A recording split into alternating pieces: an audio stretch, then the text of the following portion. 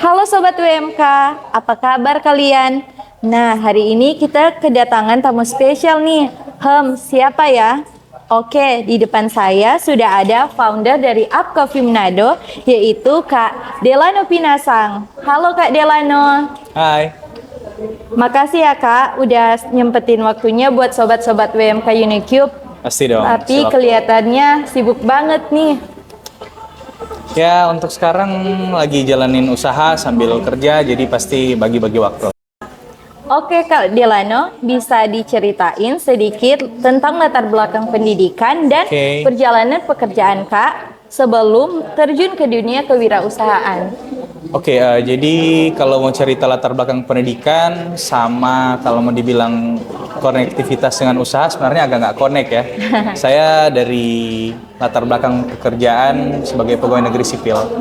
Saya alumni Institut Pemerintahan Dalam Negeri S1. Saya juga alumni magister dari Institut Pemerintahan Dalam Negeri juga di kampus Jakarta S2 dan sekarang sementara menempuh pendidikan S3 di Fakultas Ilmu Kelautan dan Perikanan Universitas Samratulangi. Dan sekarang dalam waktu yang bersamaan juga sementara menjalankan bisnis Up Coffee. Oke Kak, apa yang mendorong Kak untuk beralih dari jalur pekerjaan konvensional ke dunia kewirausahaan? Nah, kalau kita mau dibilang beralih sih sebenarnya nggak beralih ya, tapi tetap menjalankan kedua pekerjaan ini secara Iya. bersamaan. Jadi sebenarnya kalau mau bilang coffee shop ini sebenarnya ada hobi. Oke. Jadi kalau dari hobi kita bisa menghasilkan uang, why not? Dan pekerjaan tetap berjalan dengan seimbang dan tidak mengurangi porsi pekerjaan, tidak mengurangi waktu dalam kerja, tidak mengambil kesibukan yang berlebih. Selama itu, menurut saya usaha sih sah aja dijalankan. Oke Kak, apa yang menjadi momen pemicu yang membuat Kak memutuskan untuk mendirikan startup di industri makanan dan minuman? Oke, kalau mau dibilang momen pemicu saya untuk berpindah, bukan berpindah ya, menggeluti bisnis F&B itu sebenarnya dari hobi.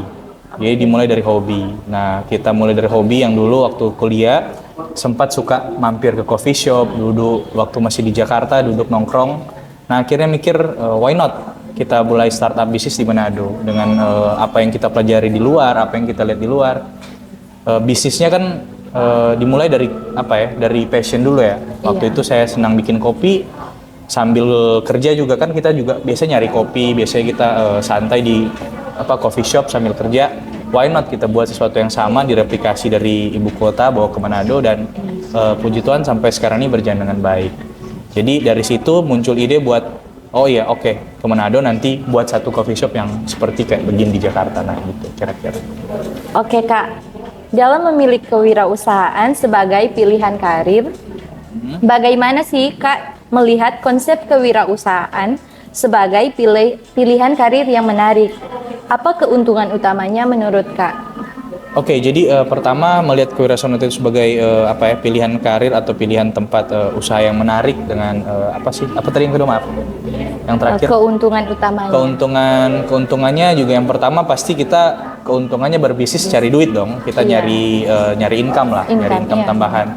Tapi yang perlu diperhatikan kenapa kita memilih bisnis ini F&B dan bisnis di luar pekerjaan.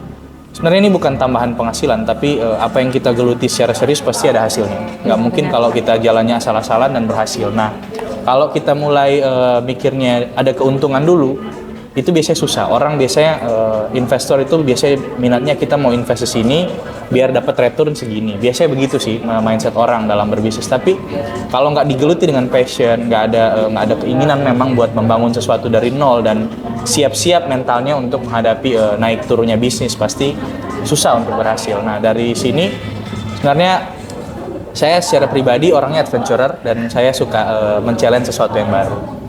Suka coffee shop dari dulu. Kalau misalnya waktu itu buka Up Coffee yang pertama di Rike, itu di Jalan Rike itu full dengan coffee shop. Jadi waktu mau buka di sana teman-teman sempat nanya, "Loh, mau di situ yang sudah ada coffee shop yang sudah lebih lama dan banyak coffee shopnya?"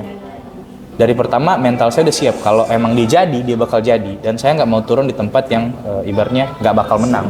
Kita mentalnya aja dulu. Kalau dia misalnya kalah belakangan, ya udah berarti ada sesuatu yang harus kita benahi. Dan sebenarnya bisa juga kita benahi on the way jalanin bisnis itu. Iya. Kira-kira seperti itu.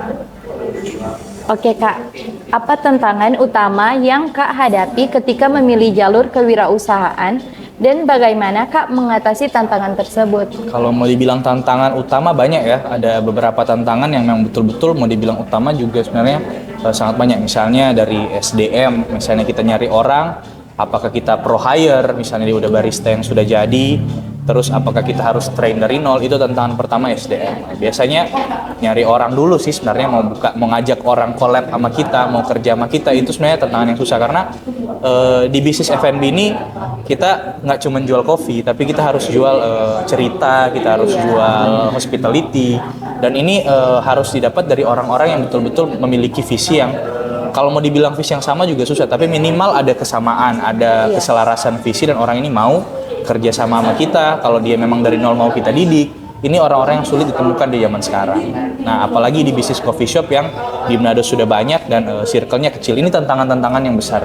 Yang paling pertama menurut saya itu nyari SDM-nya dan connect sama orangnya. Karena kita bisa nemu orang yang pro dalam bidangnya, tapi secara individual dia nggak cocok sama kita. Nah, itu susah kita jalan, nggak connect, nggak sevisi, nggak ini. Nah, itu bakal nanti jadi tantangan yang lebih baru lagi dan lahirkan hambatan-hambatan lagi gitu. Oke Kak, mengatasi bagaimana Kak mengelola risiko finansial dan ketidakpastian dalam perjalanan menjadi seorang pengusaha? Nah, resiko finansial ya dan ketidakpastian market ya. Jadi kalau mau dibilang itu kembali ke tadi lagi, ke mental lagi. Kita siap nggak? Karena usaha nggak mungkin selamanya grafik kita naik dari kita buka sampai satu saat nanti kita di atas itu dia naik terus, nggak mungkin. Ada faktor-faktor eksternal yang mempengaruhi dan kita nggak bisa ramal. Saya juga bukan dari latar belakang ekonomis, jadi nggak begitu paham tentang kondisi keuangan di luar sewaktu itu. Sementara saya jalan bisnis, kalau mau dibilang juga baru pertama terjun, tetapi kita hadapi seperti tadi juga, kita pakai mental dulu bahwa bisnis ini yang kita jalani dengan sungguh-sungguh ini, kerja dulu uang bakal ngikutin. Nah, kalau misalnya ada masa-masa kita susah di bisnis ini, kita bisa evaluasi kok dalam learning by doing misalnya. Kok kita menurun, apa sih yang kurang? Ini emang lagi pasarnya lagi kurang karena kayak kemarin COVID, ada hambatan-hambatan faktor-faktor eksternal yang nggak bisa kita prediksi dan sulit. Tapi kita harus adaptif. Jadi adaptif ini yang menjadi kunci saya buat beradaptasi dengan masalah-masalah yang kita hadapi. Kayak misalnya Coop Coffee tiba-tiba menurun orangnya. Oh Kak, pertama kita datang ke situ karena bagus gini-gini. Selesai itu jauh. Nah, kita coba buka branch misalnya. Karena waktu itu segmentasinya banyak pasar yang kebetulan salah satu owner orang Minut, kita buka di Minahasa Utara juga. Kemudian yang orang-orang yang market kita yang tinggal di daerah wilayah Bahu Malalayang, Kak, kejauhan kalau ke Rike, coba dong kesini lagi gitu.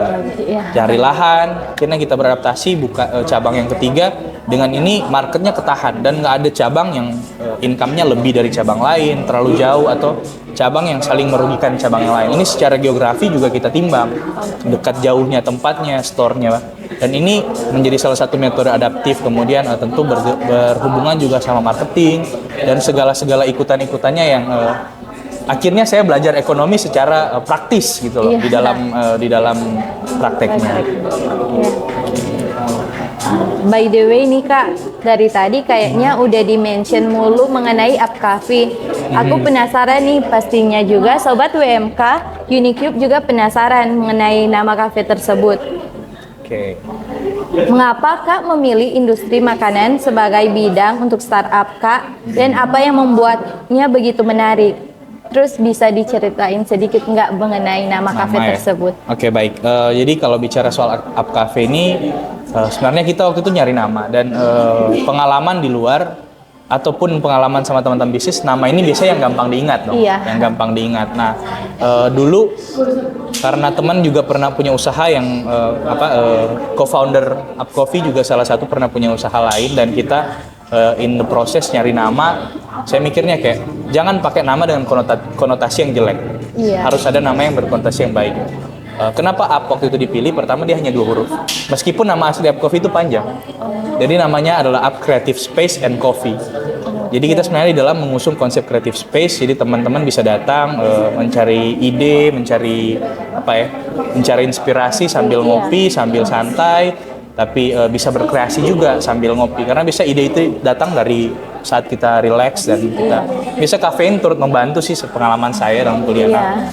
Asal-usul Up Coffee ini kita mulai dari mencari konotasi positif. Up itu artinya atas. Atas, iya. Nah, kalau misalnya apa sih, pernah baca quotes dulu ya, when life knocks you down, the only way is up. Jadi satu-satunya jalan tuh ke atas. Entah secara religi dia berarti ke atas kita menuju ke kehidupan yang semakin ilahi, ataupun maupun kehidupan kita yang dulunya misalnya kita low atau kita lagi di bawah. Saya mengusung konsep itu. Jangan selalu kita terbawa di circle yang menarik kita ke bawah.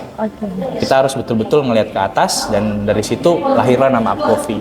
Nah, karena kita mandang sesuatu itu nggak seharusnya dari atas terus, tapi kadang dari bawah, tapi posisi yang paling bagus itu adalah di atas. Iya. Dan kita juga bisa nolong orang dari di atas. Jadi gimana kita menjadi berkat buat orang lain kalau kita juga sama-sama masih jadi beban buat orang lain gitu. When you are on the top, the only way you do is to help people. Kalau saya sih ya diajarin dari kecil gitu. Kalau mau nolong orang, lu harus bisa nolong sendiri dulu gitu. Nah, keren kira-kira banget itulah. loh, Kak. Oke Kak, lanjut. Dalam hal berinovasi di industri F&B, bagaimana sih Kak menemukan ide-ide baru untuk mempertahankan daya tarik pelanggan? Oke, inovasi di F&B ya. Nah, ini susah. Jadi biasanya kita coffee shop atau F&B bisnis itu kita udah punya menu yang paten, dan itu yang kita jual. Ada signature menu dan menu yang daily yang teman-teman yang dari luar biasanya udah pada tahu. Nah, inovasinya itu pertama biasanya kita dari inovasi menu. Jadi orang kadang dia bosan sama menu yang gitu-gitu terus, pengennya coba yang baru. Nah, kita ada di sini setiap bulan kita rilis menu baru. Entah untuk milk base, coffee base, atau menu yang lain makanan juga kita rilis satu persatu di bulan-bulan yang baru. Nah, kemudian juga dari segi lainnya juga kita berinovasi secara tempat. Up Coffee yang di main Up Coffee yang di Rike itu setiap bulan ada update. Entah kursinya kita update, entah indoornya kita update, ataupun selain menu indoor kita juga update hal-hal lain seperti entertainnya, kita sediain meja biliar atau hal-hal yang bakal menarik pengunjung buat ketika terakhir dia datang sama teman-temannya, dia balik lagi, loh ada yang baru, ada yang baru. Dan kita jalan pelan-pelan aja, nggak usah keburu. Inovasi itu kalau terlalu cepat, dan setiap bulan kita nanti pening juga mikirnya setiap bulan harus inovasi apa. Kalau di sini kita ada di Up Coffee yang di Batu Kota sama di Rike itu ada seasonal beans. Jadi orang yang doyan kopi dia nggak bakal bosan sama biji kopi yang itu aja. Kita ada seasonal beans yang kita ambil dari luar, dari roaster yang berkualitas, dari farmer coffee yang berkualitas. Kita pilih varietas yang baik dan kita jual di sini. Itu mungkin salah satu dari beberapa motivasi yang kita pakai yang sampai sekarang efektif. Oke Kak, dalam memulai startup dan mengembangkan bisnis, tentu memiliki tahapan awal yang menantang. Apa yang Kak lakukan untuk merintis Coffee Up Coffee Manado dari awal? Nah, kalau mau dibilang kita merintis, otomatis biasanya karena seperti tadi masalah SDM kita nyari orang susah gitu. Iya. Otomatis di awal kita juga sendiri turun di situ, dan sendiri turun itu selain jadi kasir, jadi waiter, kita jadi baristanya juga. Sebelum Up Coffee itu berdiri, saya masih memiliki video dokumentasi dulu. Kita sempat saya sama co-founder yang lain kita juga sempat campur semen, angkat tanah. Itu ada video-videonya, dan itu kita bukan meskipun kita ada job juga, main jobnya kita apa, tapi kita nggak berhenti sampai di situ buat dan nggak malu-malu kalau emang mau start sebuah bisnis, lo harus turun langsung dari nol. Iya, benar. Dan kita mulai dari betul-betul dari titik nol. Bahkan teman saya, co-founder yang satu, dia sempat bilang, Del, kalau mau turun di sini kita sebenarnya mulai dari minus, bukan dari nol. Karena minus ini tempat yang kita sewa waktu itu bangun buildingnya udah tua, dan potensinya kalau mau dibilang kurang, belum terlihat potensi. Nah, dan kita poles sedemikian rupa, kita turun tangan sendiri sambil sewa tukang, kita juga jadi tukang, sambil jadi barista kita juga jadi kasir, jadi waiter, sampai kita bisa hire people yang mau kerja sama kita. Ini tantangan-tantangan di awal yang sulit banget kita lewati. Oke Kak, apa strategi pemasaran yang paling efektif bagi Kak dalam membangun kesadaran merek dan menarik pelanggan yang baru? Oke, jadi strategi marketing ya. Nah, kalau kita secara pribadi kita memilih secara segmented. Jadi ada segmen-segmen tertentu dalam market kita yang selama kurang lebih 2-3 tahun ini jalan, sudah kelihatan market kita itu sebenarnya seperti apa. Oh, market kita itu anak-anak muda, anak-anak kuliahan, anak-anak yang suka nongkrong, dan mereka punya budget berapa sih buat spending ke kita. Dan saya lebih baik mempertahankan harga yang lebih mahal dengan kualitas yang lebih saya tawarkan daripada saya membanting harga dengan mengurangi kualitas. Nah, Iya. dengan mempertahankan konsistensi ini market kita kebangun. Misalnya kemarin juga sempat orang tua nanya, "Dek, kok jual kopinya 26.000, 27.000, apa orang mau beli?" Bilang kalau kita jual kopi yang lebih murah, harganya lebih nggak enak. Orang akan datang dan bilang itu nggak enak. Mending gue jualan sesuatu yang ketika orang datang dan dia bakal bilang ngopi di situ worth it. Iya. Karena benar. semuanya diolah dengan baik, diproses dengan baik, dengan bahan-bahan yang berkualitas, dan kita mampu memberikan testimoni yang nggak cuma omong doang. Ya, iya benar sih Kak. Kita juga pakai konsep open bar di mana orang bisa datang dan lihat kopinya di make langsung. Kira-kira itu. Oke Kak, bagaimana Kak mengukur keberhasilan bisnis Kak? Apakah ada metrik khusus yang Kak pantau untuk memastikan pertumbuhan yang berkelanjutan? Bisa Kak jelaskan? Nah, kalau mau dibilang metrik khusus untuk mengukur keberhasilan, sebenarnya bisnis ini growing ya. Kalau dia growing berarti dia sehat. Yang kalau kita manusia itu kita biasanya jaga kesehatan dulu dong. Nah, iya benar. Jadi kalau kesehatan ini bisa jaga, pertumbuhan ini kita jaga, growth-nya bisa kita jaga, berarti bisnis ini masih bertumbuh. Kalau mau dibilang berhasil, takaran keberhasilan itu sebenarnya orang beda-beda. Iya, Mau dipakai relatif matriks ya, pun beda, hasilnya pasti beda. Dan kalau kita meskipun dalam waktu 2 tahun kita sudah memiliki 3 cabang, dalam waktu 2 tahun kita sudah memiliki beberapa kru yang bagus, kita memiliki market sendiri. Secara pribadi saya belum menilai Up Coffee ini masih sudah berhasil, tapi masih on progress karena mimpi saya sangat besar buat bisnis ini. Dan ini kita masih on the track meskipun belum kira-kira ya sudah setengah lebih lah mencapai ini. Tapi mimpi saya besar sekali buat Up Coffee ini dan we are on the right track. Jadi kalau mau dibilang takaran bisnis atau metrik kita berhasil atau belum bisa saya pastikan sampai di situ. Tapi kita memastikan on growing, on track, dan moga-moga suatu saat nanti sampai ke tahapan yang bisa kita bilang berhasil. Dalam perjalanan menjadi pengusaha, pasti ada banyak pelajaran berharga. Apa salah satu kesalahan terbesar yang Kak anggap sebagai kesempatan belajar yang berharga? Oke, kesalahan terbesar kita karena ada 2 sebenarnya. Kalau menurut saya 1, sebenarnya 2 ini yang paling mempengaruhi. Dan yang pertama, kita mulai bisnis dengan pengetahuan yang minim. Iya. Jadi pengetahuan yang minim ini kita ibaratnya turun ke medan perang tanpa tahu peluru dan senjata apa yang bakal kita pakai untuk melawan musuh gitu loh, kasarnya seperti itu.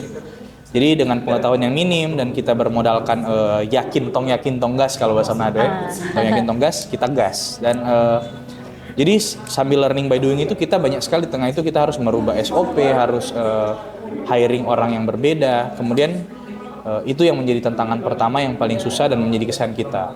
Dan berkaca dari situ, kesan kedua ini lahir juga dari kesan yang sama sebenarnya. Pengelolaan SDM. Jadi kita sempat sekali itu pro hire. Karena kita rasa bisnis kita sudah growing, sudah cepat pertumbuhannya, kita hire manager. Jadi karena kita sudah merasa, udahlah cukuplah kita lepas dulu bentar sambil resting, coba hire manager. Nah ternyata manager yang kita hire dengan profile yang kalau mau dibilang sebenarnya waktu bagus, dengan pengalaman kerja yang bagus, presentasinya bahkan waktu dia melamar ke kita itu betul-betul di atas rata-rata, bukan di atas rata-rata, superb lah kalau kita bilang. Tetapi kita nggak sadar bahwa kenyataannya di dalam dunia pekerjaan banyak sekali yang dilakukan dan ternyata pertama secara personality dia tidak jujur, dia meskipun banyak hal yang dilakukan dia perbaiki, terlihat profesional di luar, tapi ada beberapa hal yang secara humanity itu error semuanya, dan itu kesalahan kita dan harus kita membangun market lagi untuk waktu yang panjang. Nah ini yang menjadi susah, karena harus memulai dari market dari nol, itu jadi panjang lagi. Ini 2 kesalahan yang paling besar yang saya temui dalam bisnis, dan itu betul-betul cost kita hampir goyang lah kalau mau dibilang. Market kita goyang, income kita goyang, karena ada beberapa hal yang 2 hal ini yang paling mempengaruhi. Oke Kak, bagaimana Kak melihat pentingnya belajar bersama dan berbagi pengetahuan dengan rekan-rekan pengusaha dalam mengembangkan bisnis? Apa yang belajar bersama ya tadi? Iya, belajar bersama. Jadi belajar bersama itu kalau mau dibilang belajar bersama yang penting mau dulu ya. Iya. Bahwa kita sebenarnya itu mau buat belajar sesuatu, mau tahu sesuatu, dan perkaya dulu diri masing-masing. Jadi kayak misalnya kalau kita suka kopi, belajar dulu dong kopinya apa. Dari situ kita bakal tahu bahwa kenapa beli kopi itu mahal, karena prosesnya panjang.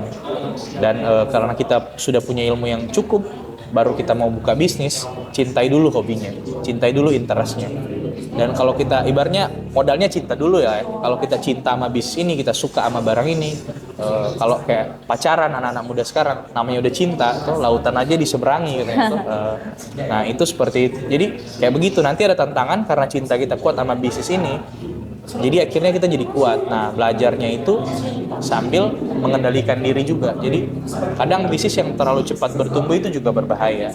Karena wadah dari ownernya, kemampuan dari ownernya itu belum cukup untuk menampung bisnis yang progresnya terlalu cepat. Dan itu kita belajar juga kayak tadi kesalahan yang tadi itu termasuk di situ. Karena wadah kita secara pribadi juga belum berkembang, bisnis berkembang lebih cepat dari kita. Nah, di sini kita susah. Nah, belajarnya ini juga selain belajar by doing, belajar ilmunya dari luar, kita juga kan sekarang pengetahuan bisa didapat dari mana aja, nggak harus dari kuliah. Kalau misalnya kita suka barang ini, boleh belajar online. Ada master class, ada online class, dan itu bisa kita ikutin, ikut course-nya juga, yang informal education juga bisa.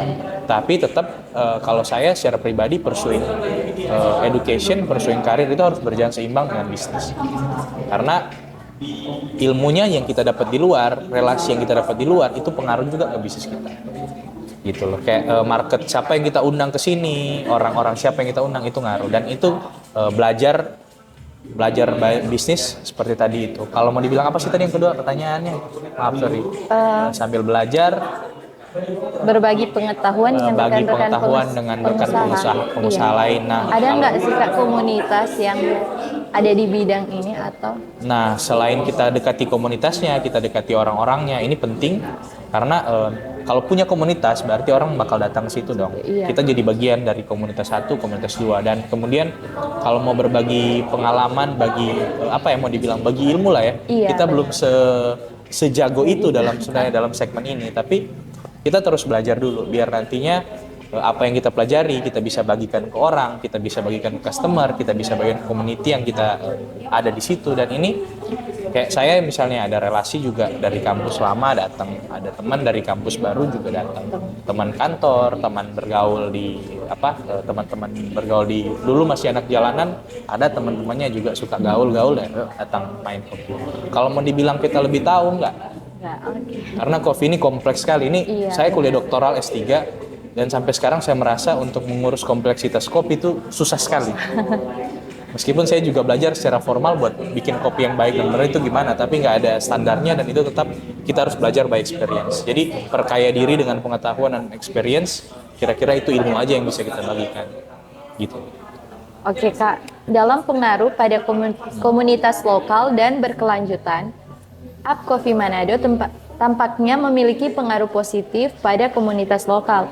Bagaimana Kak mendukung komunitas dan berkelanjutan melalui bisnis Kak? Oke, jadi kayaknya sudah disinggung. Iya, tadi sebenarnya sudah disinggung. Jadi sebenarnya kalau mau support lokal community, kita pertama memang paling benar bisnis itu kan kalau mau dibilang bisnis ini kita dari tujuannya aja udah memperkaya diri sendiri. Iya. Ini tujuannya seperti kemarin pernah saya bilang sama Mel, bisnis apa yang bagus? Enggak, bisnis itu sebenarnya dalam tanda kutip jahat. Kita mau memperkaya diri sendiri sama beberapa pihak dengan memanfaatkan orang-orang lain. Iya, jadi benar. harus berbisnis dengan baik, dengan cara berbisnis itu kita harus bangun kemanusiaannya, humanity-nya kita bangun. Dan Up Coffee ini saya suka sekali dengan krunya, karena kita seperti satu keluarga yang besar, meskipun tetap namanya juga dalam keluarga pasti ada berantem sedikit, itu nggak masalah, tapi kita masih kompak sampai saat ini. Dan untuk support lokal community, ada beberapa dari kita yang paling pertama kita cari, kalau secara biblikal kan kita cari dulu orang yang kita kenal, bantu dulu orang yang kita kenal. Secara lapangan pekerjaan kita buka, ada beberapa yang masuk, itu udah membantu orang menurut saya. Tapi bukan cuma sekedar dari situ, ada usaha-usaha dari dekat di situ yang bisa kita bantu. Kayak di Rike, ada orang yang sering jualan pisang goreng, kita ambil. Kita nggak ada untung sama sekali dari situ, kita jual aja, bantu. Itu ada dua source-nya. Terus tempat kita selalu beli bahan yang di luar bahan yang sudah standar dan itu bahan additional dan kita perlu, kita beli dari market. Kita beli dari market, dari pasar. Kayak kita di sini jual menu nasi cakalangnya kita cari di pasar. Jadi di sini untuk makanan minuman yang fresh itu yang nggak ada yang pre-made. Jadi kayak kecuali kopi dan minuman lain yang kalau kopi pasti fresh, tapi untuk yang lain pre-made. Tapi untuk makanan itu pasti fresh. Dan biasanya barang-barang yang kita pakai itu dari local farmer, dari UMKM lain yang kita kenal dan bisa kita kontak, kita bantu. Jadi 3 branch ini membeli di beberapa supplier yang berbeda sesuai tempat-tempatnya masing-masing. Apa yang Kak lakukan untuk menjaga hubungan yang baik dengan pelanggan dan komunitas di sekitar Kak?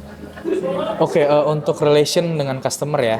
Jadi sampai saat ini secara pribadi saya sebagai owner dan co-founder Up Coffee juga masih sering turun buat jadi waiter. Karena lewat cara-cara seperti ini kita bisa ngerti dan kita tahu customer kita maunya seperti apa, dan ini juga bisa menjadi example buat para kru bahwa mereka bisa ngelihat bahwa kita aja masih ngerjain hal yang paling basic. Dan ini cara kita berinteraksi dengan customer. Kadang kita bawa pesanannya atau kita bersihin mejanya, Kak, kopi yang tadi apa sih, ditanya. Oh, kopi yang tadi kopi ini house blend Arabica merebus. Wah, enak. Nanti berikut kalau ada beans lain tawarin lagi ya, Kak. Oh iya, boleh. Berarti kita kenal orang ini. Ada beberapa customer yang sudah reguler yang kita kenal. Dan balik lagi ke apa ya? Kalau menurut saya fundamental ya di bisnis. Kita harus ngejual sesuatu yang lebih dari service. Kalau mau dibilang sekarang, oh customer service harus bagus, kalau saya enggak. Ada beberapa perbedaan mendasar tentang service dan fundamental dengan hospitality ya. Jadi service itu kita jalanin SOP dari A sampai B sampai C selesai. Itu kita service, kita terima orangnya, Kak mau pesan apa? Oh pesan kopi ini. Oke, bayar, selesai, dia keluar. Hospitality itu on the other hand, dalam memberikan sesuatu yang membuat customer ini lebih nyaman, lebih dekat dengan kita. Iya. Ini adalah salah satu cara-cara saya secara pribadi menjaga kedekatan customer. Sering saya masih duduk di meja kasir, bukan duduk sih, kasir kita berdiri soalnya. Jadi selamat malam Kak, silakan pesan apa, itu biasa template kan. Tapi pembawaan kita, cara bicara kita, intonasi kita untuk mendekati mereka itu harus betul-betul on point. Jadi kita kasih template, selamat malam Kak, silakan mau pesan apa. Tapi cara bicara kita nggak cocok dengan template-nya, itu jadi jelek kayak malam Kak, silakan mau pesan apa.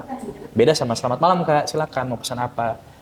Attitude kita itu membedakan antara service dan hospitality, dan ini hal yang selalu saya tekankan. Kalau bicara soal service sama hospitality ini panjang banget sebenarnya, tapi itulah fundamentalnya.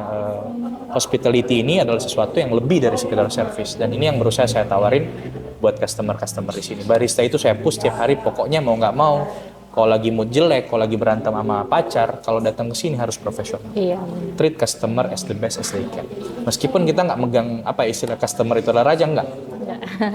Gue secara pribadi, saya secara pribadi nggak setuju sama itu, karena kita juga sebagai customer, saya sudah menjadi owner dulu sebagai customer, harus belajar bahwa diri kita juga harus di maintain. Nggak selamanya kita datang ke tempat kemana aja kita nggak menghargai tempat itu, kita nggak menghargai orang yang kerja di situ, kita nggak menghargai, kita harus saling menghargai. Istilahnya mutual benefit lah. Meskipun kita juga temuin customer yang seperti itu, tapi tetap kita layani dengan baik. Tapi ini juga karena saya ada di sisi customer, saya ada di sisi owner, saya nggak megang juga sebenarnya itu customer adalah raja itu. Menurut saya itu paham pemandangan yang salah gitu. Pernah nggak sih Kak, karyawan Kak melakukan pelanggaran, terus punishment apa yang diberikan? Apakah langsung dipecat atau diberikan arahan dulu? Jadi sebenarnya di kita itu ada reward, ada punishment juga ya. Nggak mungkin orang yang kerja yang baik nggak kita kasih reward, dan orang yang kerja biasa aja kita kasih porsi yang sama. Itu nggak fair ya. Jadi kalau kita di sini ada beberapa guideline yang udah kita bagi ke karyawan, ke kru. Ini harus lo ikutin dari A sampai Z. Iya. Kalau dia nggak sesuai SOP, otomatis kita ada punishment. Soal disiplin, kita disiplin. Jadi meskipun ini ada beberapa orang yang kerja di sini part timer, tapi disiplin kita jaga. Lo terlambat 5 menit, boleh. Lo terlambat 10 menit, ada sanksi, bayar sekian. Lo terlambat 30 menit, lo harus beli sendiri pakai duit sendiri. Lo beli duit sendiri sekian, atau beli menu signatur kita yang kita jual di sini. Mau lo minum sendiri kayak ngasih orang, terserah. Itu adalah punishment dan berlaku untuk semua karyawan. Dan kemudian kalau untuk pemecatan, jadi manajemen kita tuh beda. Kita ada punya satu manajer, ada satu head bar, kemudian ada barista sama crew kitchen. Nah dari sini kita selalu bilang manajer itu bisa hiring siapa aja selama kemampuan finansial kita mencukupi. Iya. Tetapi untuk pemecatan, untuk firing harus ada approval dari boardnya, dari ownernya. Jadi kita harus ada meeting dulu dan kita tentukan kenapa orang ini mau dipecat, dan kita manggil, nanya dulu emang udah nggak mau kerja, mau resign atau mau apa, kita bicarain dulu. Jadi nggak langsung di SP gitu, nggak. Oke. Sebelum penutupan, ada beberapa pesan untuk para calon pengusaha, yaitu sobat-sobat WMK Unicube. Yang pertama, bagi mereka yang juga tertarik menjalin karir kewirausahaan, apa satu nasihat yang ingin Kak berikan berdasarkan pengalaman Kak sendiri? Oke, nasihat satu aja ya. Jadi jangan pernah takut untuk mencoba sesuatu yang baru. Iya. Nah, kali aja kita bakal suka dan bakal kita jalani sepenuh hati dan bisa dibuat jadi bisnis. Itu aja sih kalau nasihat. Oke, yang kedua, apa yang Kak lihat sebagai tren masa depan dalam industri F&B dan kewirausahaan pada umumnya? Oke, kalau ngeliat tren masa depan kita nggak bisa prediksi ya apa yang masa depan kayak kemarin-kemarin sempat booming jualan boba yang sekarang nggak lagi. Jadi kita harus betul-betul ngulik dulu dan bisa predik ke masa depan itu apa yang bakal jadi trending. Tapi saya secara pribadi memilih F&B coffee shop karena menurut saya ini everlasting. Jadi kalau misalnya trending ke depan, biasanya itu sekarang cenderung ke digital technopreneur. Oke. Orang harus mampu dan paham secara digital buat mengembangkan bisnisnya. Nah, nanti adik-adik mungkin yang ikut di wirausaha, di WMK ini boleh belajar-belajar tentang kedepannya apa yang bakal jadi trending dan bisa jadi potensi buat usaha. Kalau buat dari saya sendiri, nggak bisa prediksi ke depan Iya. usaha itu seperti apa. Market ekonomi juga nggak bisa kita prediksi. Oke Kak, yang terakhir, akhir kata, apa harapan dan visi Kak untuk Up Coffee Manado dalam 5 tahun ke depan? Oke, harapan dan visi saya untuk Up Coffee Manado pasti kita semakin bertumbuh lebih besar. Kalau bukan soal kuantitas tapi lebih berkualitas lagi, dari segi pelayanan lebih baik lagi.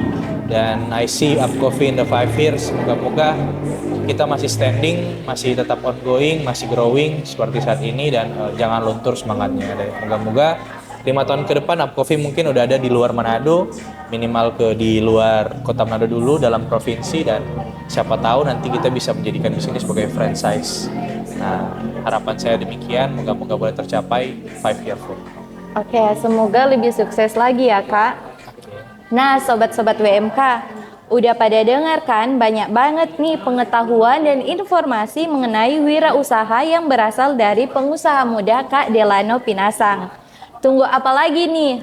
Mari Jo, mulai Jo, bawirausaha Jo.